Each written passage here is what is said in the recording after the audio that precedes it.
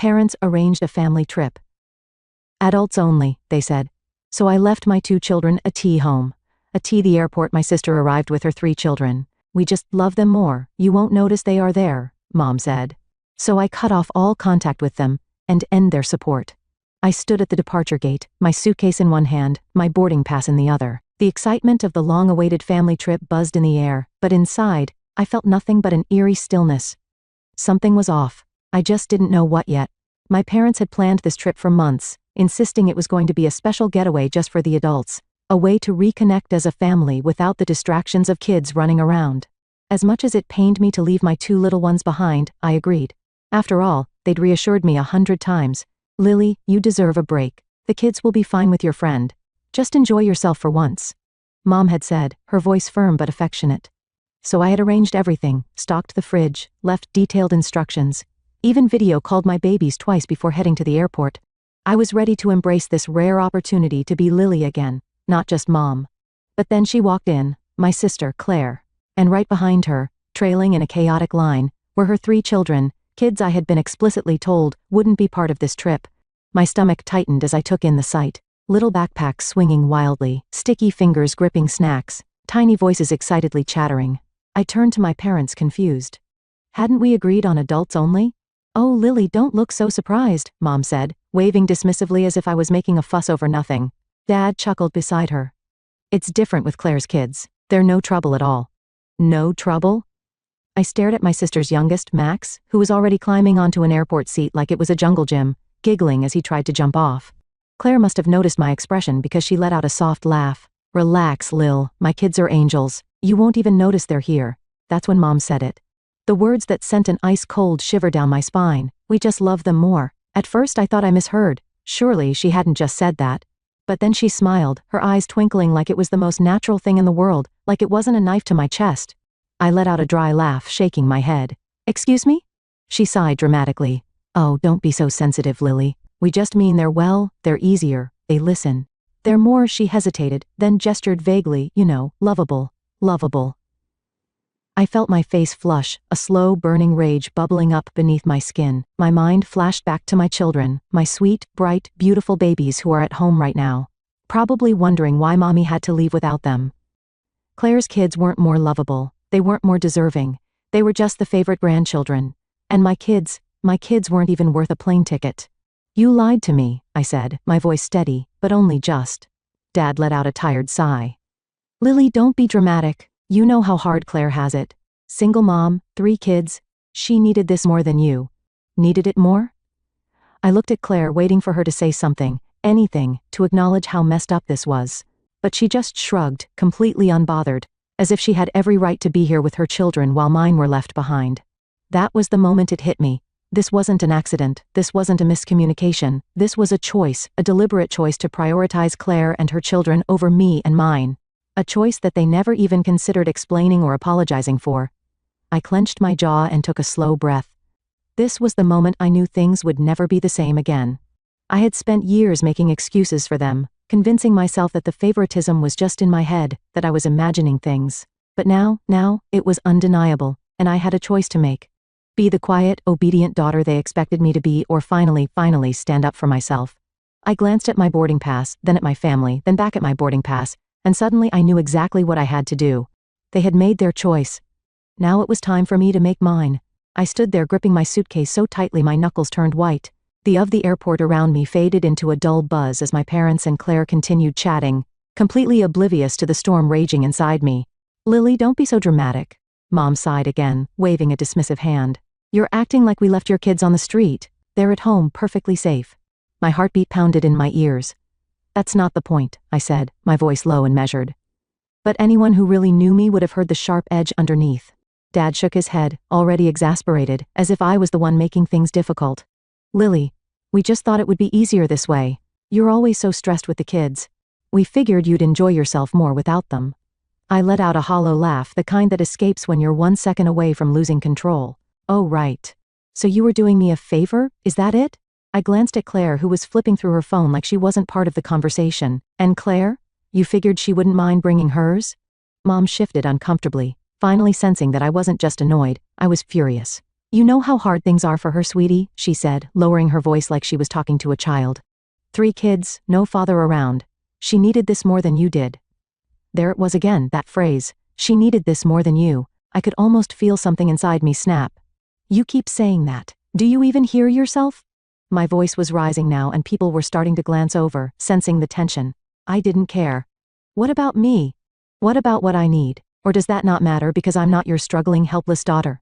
Mom's eyes widened, and Dad's expression hardened. Lily, lower your voice. No.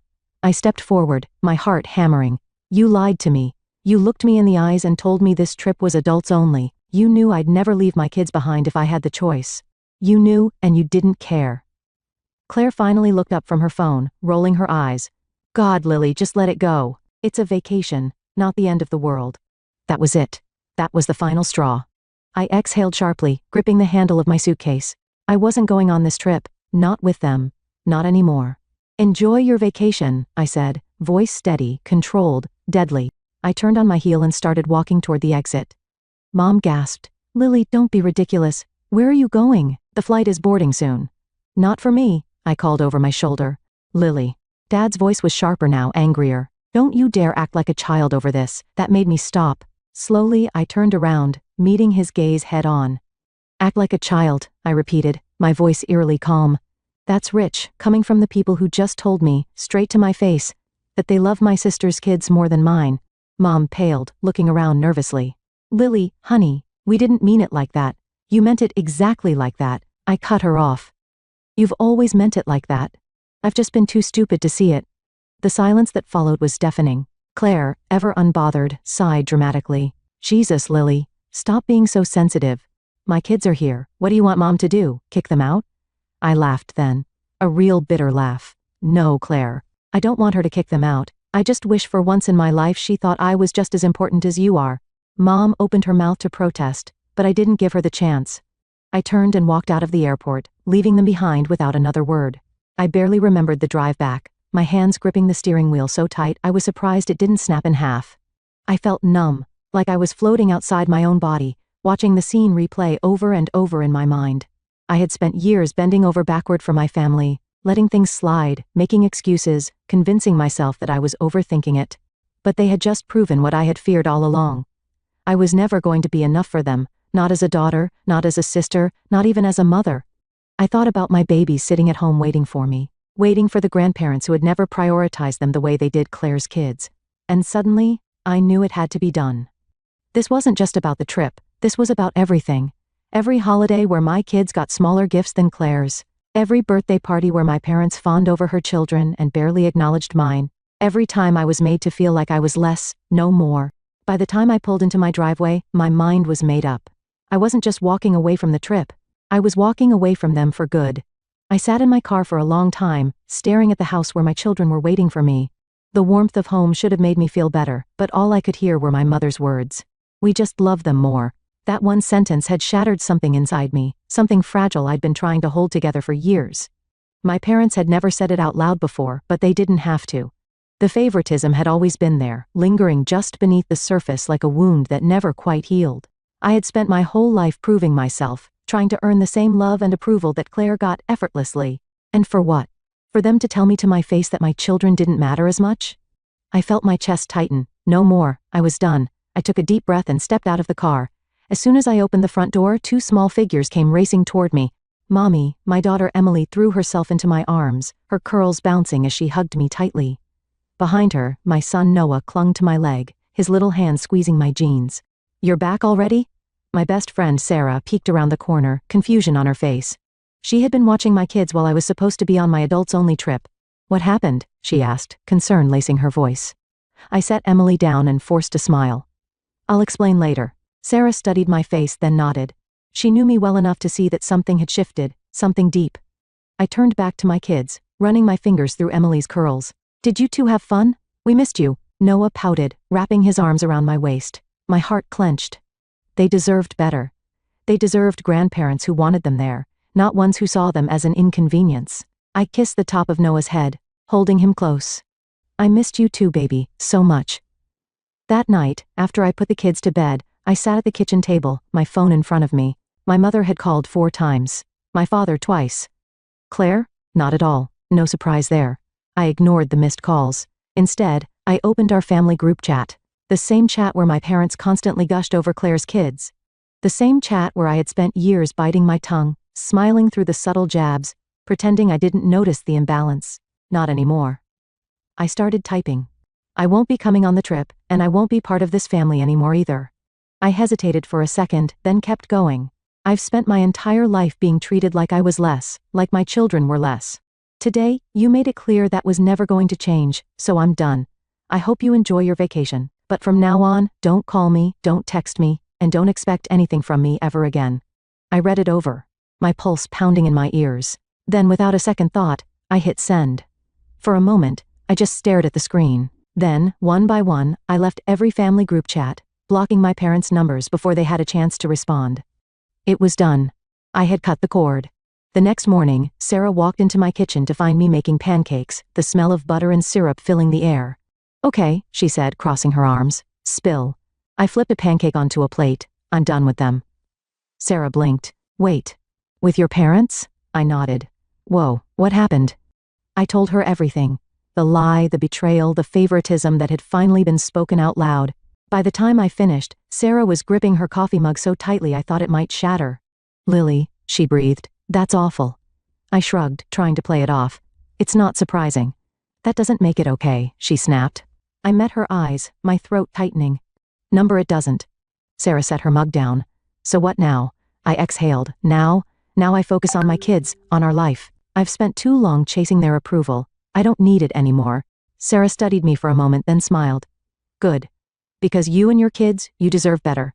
I nodded, my heart lighter than it had been in years. For the first time in my life, I wasn't waiting for my parents to see me because I finally saw myself. It didn't take long for the fallout to begin. At first, there was silence. A whole day passed without a single call or message from my parents or Claire. I knew they had seen my message. I imagined them sitting in their hotel suite, sipping cocktails, probably rolling their eyes at my dramatic behavior. But I also knew something they didn't. I wasn't bluffing. The second day my phone started ringing. Mom. I watched it vibrate on the kitchen counter, my stomach tightening, but I didn't answer. An hour later she tried again, then twice more that evening. Dad called next, then Claire, whose name I hadn't seen pop up on my screen in months. I ignored them all. By the third day the messages started. Mom, Lily, sweetie, let's be reasonable. You're overreacting. We need to talk. Dad, enough of this nonsense. Call your mother back. Claire, seriously, Lily? You're actually mad about this? Grow up. I stared at the messages, a bitter laugh escaping my lips. Not a single apology. Not one admission that they had done anything wrong. They still thought I was just throwing a tantrum, like I was some child they could scold into submission. By the fourth day, the tone changed. Mom, Lily, this is ridiculous. We're family, you can't just cut us off. Dad, you're being selfish. Do you know how much we've done for you over the years? And then the one that made me sit up straight. Mom, Lily, your father and I need help financially. We need to talk. I blinked at the screen, reading the message twice to make sure I hadn't imagined it. There it was, the real reason for the sudden concern. I had expected it to come eventually, but not this soon. They weren't worried about losing me. They were worried about losing my support. The realization I had never seen it clearly before, but now it was blindingly obvious. For years I had been bending over backward to keep my family happy. I had helped them financially more times than I could count, whether it was covering bills, lending money, or helping out when they overspent on something unnecessary. I never thought twice about it because, well, that's what family does, right? But looking back, I realized something. They had never once helped me. Not when I struggled as a new mother, not when I was going through my divorce, not when I was barely making ends meet. I had been on my own while they showered Claire with endless help, endless support, endless excuses. And now when they realized I was serious about walking away, their first instinct wasn't to make things right. It was to guilt-trip me into coming back. Not because they missed me, because they needed something from me. That night, as I tucked my kids into bed, I felt something inside me settle. I was done feeling guilty. I picked up my phone, opening the text thread with my mother. I took a deep breath, then typed, "You're right, Mom. I can't just cut you off. I should have done it years ago." I hit send before I could overthink it. A few seconds later, my phone started ringing. Mom. I let it ring. I wasn't playing their game anymore. The next morning, I woke up to a flurry of messages. At first, more of the same. Lily, please, let's talk. This isn't how families treat each other. We raised you better than this." But when I didn't respond, the insult started. "You're ungrateful, you're selfish, you'll regret this when we're gone." Then the final blow. "Dad, fine. If you want to act like you don't have a family, don't come crawling back when you realize you made a mistake." I stared at that message for a long time. A mistake? The mistake was thinking they ever cared about me the way I cared about them. I locked my phone, exhaled slowly, and turned my focus to the only people who mattered, my children. They were my family now, and that was more than enough. A week passed, then two. The calls stopped, the messages slowed. Eventually the silence settled in, and with it came a strange sense of peace. For the first time in years, I wasn't waiting for their approval. I wasn't chasing their love. I wasn't bending myself into knots trying to be seen. I was just living. And yet, as much as I felt lighter, there was still a part of me that ached. Not for my parents, not for Claire, but for something else, or rather someone else, my kid's father. It had been 2 years since our divorce. 2 years since I had officially let go of a marriage that had been over, long before I had the courage to end it. And looking back, I couldn't help but see the parallels between him and my parents. I had spent my entire life begging for love that should have been given freely. The man who wasn't there. Jason and I had met young, too young. What started as a whirlwind romance turned into a marriage built on hopes, dreams, and nothing solid underneath. At first I thought we were happy. I thought he was my partner, my equal, my rock. But over time, little cracks started to form. When I was pregnant with Emily, he started working late. When Noah was born, he barely looked up from his phone. When I needed him the most, he was never there. For years I convinced myself it was normal, that marriage was hard, that it was just a phase. But deep down, I knew the truth. Jason didn't want to be a husband. He didn't want to be a father. And one day he made that clear. "I just don't think I can do this anymore," he had said, standing in our kitchen, his voice cold and distant. I had been holding Noah in my arms, Emily clinging to my leg, their tiny faces oblivious to the moment their father decided to walk away. "Do what?" I had whispered, already knowing the answer. "Any of it." And just like that, he was gone. No big fight, no dramatic affair, just a man who never wanted the life he signed up for. Alone, but not really. At first I had been terrified. How was I supposed to raise 2 kids on my own? How was I supposed to balance work, bills, exhaustion, and the crushing weight of being abandoned? But then I realized something. I had already been alone. Jason may have lived under the same roof, but he had never been there. He had never been a partner, never been the father our kids deserved. The only difference now was that I wasn't waiting for him anymore, and that was liberating. As I sat at the dinner table with my kids that evening, watching them giggle over a game they had made up, I thought about how much lighter life had become since cutting off my parents. I had spent years trying to get Jason to love me the way I needed. I had spent years trying to get my parents to see me, to treat me as equal. And in both cases, I had failed. Not because I wasn't good enough, but because they were never capable of giving me what I needed. It had taken me 2 years to stop looking back at my marriage. I wasn't going to take that long to move on from my parents. This time I was choosing myself. That night, after I tucked Emily and Noah into bed, I saw my phone light up. Jason. I frowned. He rarely called. We only communicated through emails or short texts about the kids. Curious, I picked up. "Lily." His voice was hesitant, unsure. "Guilty. Jason, I heard about everything. Your parents and the trip." "Claire." I stiffened. "How?" "Your mom called me." I froze. "What?" He sighed. "She was trying to guilt me into talking to you. She said you've been acting out and making things hard for the family." I let out a sharp laugh, shaking my head. Of course. Even after I cut them off, they were still trying to control the narrative. "And?" I asked, bracing myself for whatever he was about to say. And Jason hesitated. "I told her to leave me out of it, that it's none of my business, and that he cleared his throat, that you're a good mom, and that they should be grateful you're even willing to talk to them at all." I blinked. I hadn't expected that. Jason had never defended me before, not when we were married, not even when I cried, begging him to show up for our family. "Wow," I said finally, "that's unexpected." "Yeah." He sighed. "Look, Lily, I know I messed up. I know I was a shitty husband, but I do know one thing. You don't deserve the way they treat you. You never did." For a moment, I didn't know what to say. Jason and I would never be friends. We would never be anything beyond co-parents. But hearing him say that, hearing him admit that he saw what I went through, it felt like closing a door I didn't even realize was still open. "Thanks, Jason." "Yeah." He let out a soft chuckle. "Don't get used to it." The call ended, and I set my phone down, exhaling. I had spent so much time thinking about who wasn't there for me. But now I was ready to focus on the people who were. A month passed. Then 2. The silence from my parents became permanent. No more calls, no more messages, no more desperate attempts to guilt me back into their lives. At first it felt strange. I had spent my entire life orbiting around them, seeking approval, begging for scraps of love and attention. Now that pull was gone. But what surprised me most?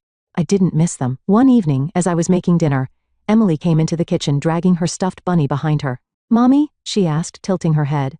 "When are we going to Grandma and Grandpa's house again?" I froze, my hands tightening around the wooden spoon I was stirring with. Noah, sitting at the kitchen table, perked up. "Yeah, we haven't seen them in forever." I swallowed.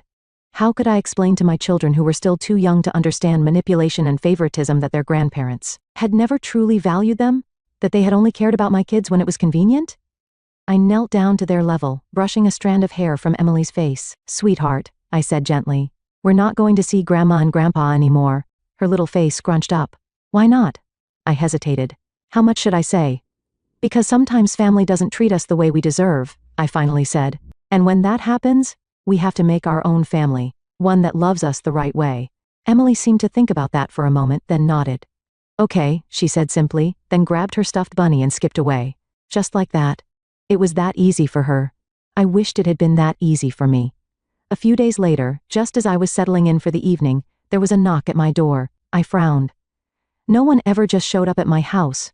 I peeked through the window and felt my stomach drop. Claire, for a moment, I considered ignoring her. But a part of me, the part that was still learning how to let go, needed to know why she was here. I opened the door but didn't step aside. "What do you want, Claire?" She sighed dramatically. "Wow. No hello." I crossed my arms. I wasn't playing her games anymore. "Fine," she muttered, shifting her weight. "I came to talk. About Mom and Dad." I stiffened. "There's nothing to talk about." "Lily, come on." She gave me a tired look. "You've made your point, okay? You're mad, but it's been months. They're still your parents." I laughed, actually laughed. "No, Claire. They were my parents until they made it very clear that I didn't matter as much as you did." Claire rolled her eyes. "Oh please, they love you." "Enough, Claire." My voice was calm but firm. "I'm not doing this. I see them for who they are now. I see you for who you are, and I don't need any of it in my life." Her lips parted slightly, like she hadn't expected me to stand my ground. But no. I cut her off. "I'm done being second best. I'm done being the less important daughter, and I'm done pretending that I'm okay with it." Claire stared at me for a long moment, something flickering in her eyes, something almost like regret, but I didn't care anymore. "Goodbye, Claire." And this time, I was the one who shut the door. That night, I sat on the couch with Sarah drinking tea while the kids played in the other room. "So your sister showed up?" she asked, raising an eyebrow. "Yep, let me guess. She wanted you to forgive and forget so everything could go back to how it was?" I smirked. "Nailed it." Sarah took a sip of her tea. And I told her to leave." She grinned. "Damn right you did." I leaned back against the couch, exhaling deeply. For the first time in my life, I felt free. No more chasing, no more begging, no more waiting for a love that was never going to come. I had my kids, I had my friends, I had peace, and that was more than enough.